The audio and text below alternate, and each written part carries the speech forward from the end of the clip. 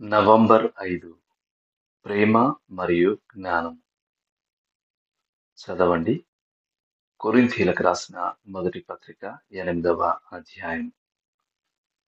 జ్ఞానము ఉప్పొంగజేయును గాని ప్రేమ క్షేమాభివృద్ధి కలుగజేయును. 1 కొరింథీ 8:1.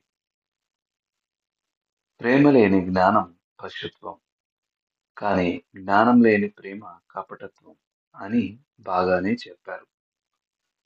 బలమైన పరిశుద్ధులు తమ కంటే బలహీన పరిశుద్ధులు ఎదగడానికి, బలహీన పరిశుద్ధులుగా ఉండడం మానుకోవడానికి సహాయపడాలనేది పౌలుకుండిన గొప్ప చింత.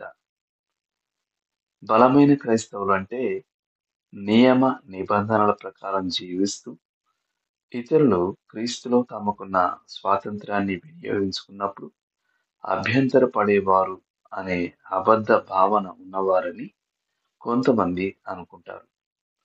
కానీ అలా కాదు. బలహీన క్రైస్తవులకి ధర్మశాస్త్రం యొక్క భద్రత అవసరం. వారే క్రీస్తులో ఉన్న స్వాతంత్ర్యాన్ని వినియోగించుకోవడానికి భయపడతారు. బలహీన క్రైస్తవులే తీర్పు తీర్చి బలమైన క్రైస్తవులను విమర్శించే ధోరణి కలిగి ఉండి వారు చేసే పనిలో తొట్టిల్లుతారు. దీంతో సహజంగానే బలమైన పరిశుద్ధులు తమ కంటే బలహీన సోదరీ సోదరులకు పరిచర్య చేయడం కష్టమవుతుంది. ఇక్కడే ప్రేమ రంగంలోకి దిగుతుంది.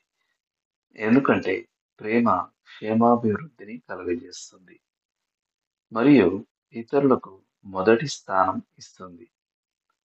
ప్రేమలో ఆధ్యాత్మిక జ్ఞానం ఉపయోగించినప్పుడు బలమైన క్రైస్తవులు బలహీన క్రైస్తవుల చేయి పట్టుకొని వారు క్రీస్తులో తమ స్వాతంత్ర్యాన్ని ఆస్వాదించేలా లేచి నడవడానికి సహాయపడగలరు.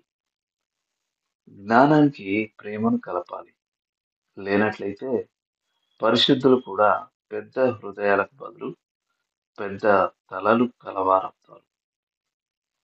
లోతుగా ఆలోచించాల్సిన విషయం. ఎవరో ఒకరు మిమ్మల్ని బలమైన క్రైస్తవునిగా చేయడానికి ఎలా ప్రేమ, జ్ఞానం యొక్క మేళనాన్ని ఉపయోగించారు.